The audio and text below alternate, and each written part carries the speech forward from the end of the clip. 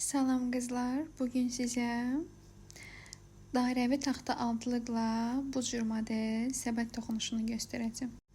Deməli, bizə lazımdır bu cür taxta altılıq, kurçok və bu cür penye sap. İlk öncə bunu bilməliyik ki, səbətin çöl alt hissəsinə hansı tərəfin baxmağını istəyiriksə, o bizə tərəf baxmalıdır. Hörərkən o tərəfi özümüzə doğru tutmalıyıq. Başlayaq hörməyə. İpimizi biraz uzun da buraxa bilərsiniz. Mən bu qədər buraxıram ki, həm sap itkiyə çox getməsin, həm də onsuz da artıq qalanı kəsib tuluyuram. Çıxarırıq, arasından keçiririk. Çıxarırıq, arasından keçiririk. Çıxarırıq, arasından keçiririk. Bunu bu cür etməyə də bilərsiniz. Əgər bu cür görüntü istəyirsinizsə ki, bu yumrular, deşiklər aşağıdan görsənməsin, göstərdiyim kimi edin. Əsas sapımızı buraxıb, əvvəl saxladığımız biraz uzun sapımızı götürürük və onu o bir ədəd saxladığımız yumrunun içərisindən keçiririk. Keçirdikdən sonra bu bizim əsas sapımız qalır. Bunu çıxarırıq. Bunu edirik ki, bizim bu görüntümüz tam olsun. Buradan batırırıq.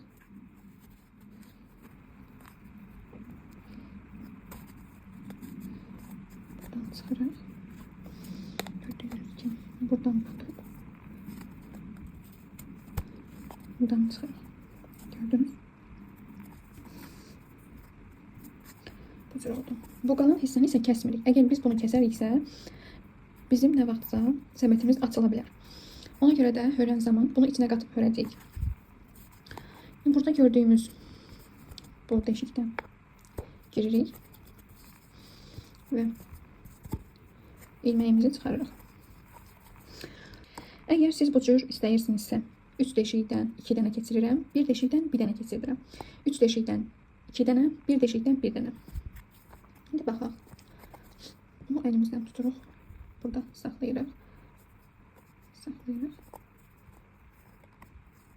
Bu bir. Ancaq bunu da vurğulayım ki, sizin ilməklərinizin sayısının nə qədər olmağı sizin ipinizin qalınlığına görə də dəyişilə bilər. Əgər ipiniz çox qalındırsa, o zaman ilmək sayınız azala bilər. Yox, əgər ipiniz nazikdirsə, o zaman ilmək sayınız çoxala bilər. Buna nəzarət edin.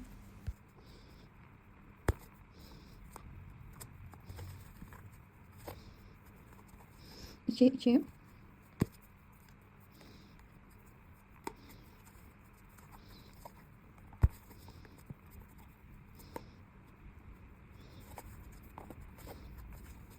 Üçündən 2 dənə demişdik.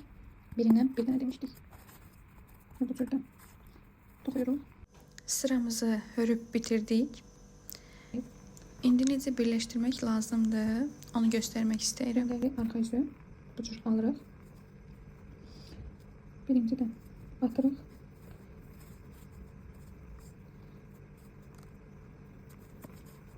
Bu cür çıxarırıq. Sayan zaman 31 ədəd sıx iğnəmiz olmalıdır. Buradan batdıq. Çıxdıq. Ancaq üstlərdən batdıq. Çıxdıq. Batdıq. Çıxardıq. Batdıq. Çıxardıq. Demək, nə edirik? Bu ipimizi artıq kəsirik. Bu qədər kəsirik. Çünki çox qısa kəsmək olmaz. İçərisində qalmalıdır. Bu cür kəsdik. Demək, bu birincidən ipimizi keçirdik. Bu cür saxladıq. Buradan isə biraz buraxdıq.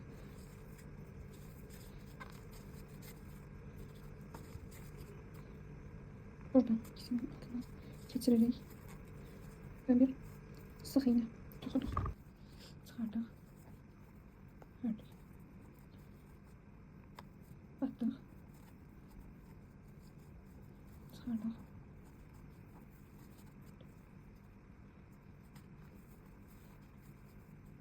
Bu artıq qalan hissəni kəsirik. Baxın, bu birincidən batırıq. Biraz çəkirik.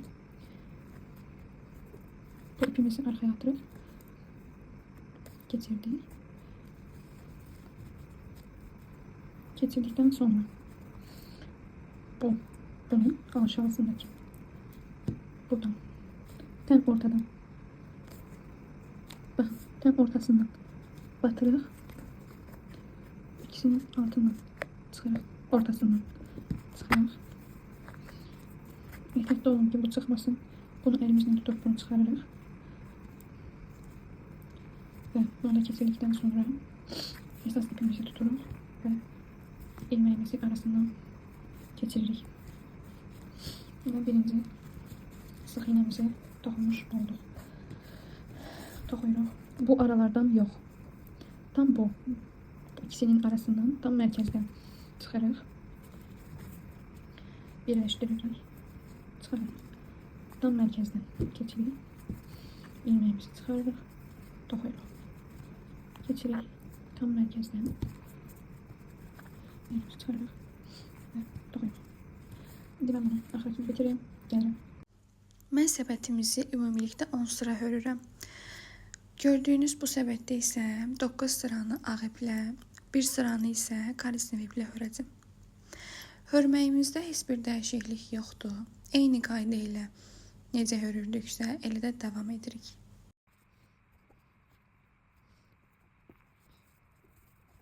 Bu iki ipi isə burada tutup hörməyə başlayırıq. Mərkəzdən.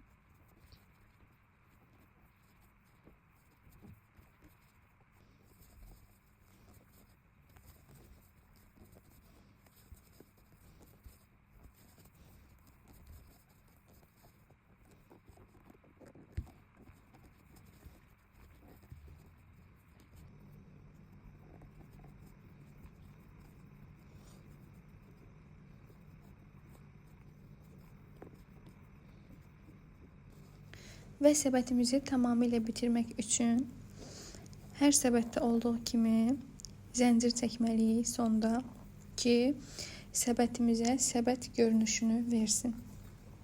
Bu hər toxuda istifadə olunan zəncirlərdir. Sadə şəkildə zəncirimizin altından girərək ilməyimizdən sürüşdürürük. Sonuncu zəncirimizi çəkib sıramızı bitirdik. Bunun üçün sapımızdan biraz saxlayırıq və artıq sapımızı kəsib çıxarırıq.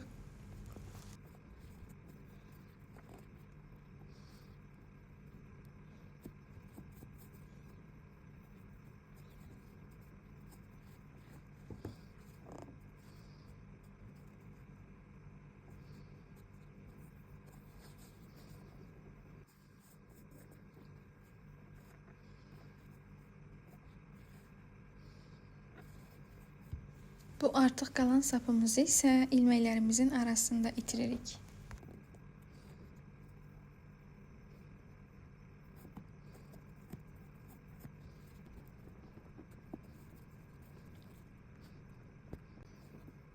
Əgər artıq qalan sapımız varsa, onu da beləliklə kəsib çıxarırıq və səbətimiz hazırdır.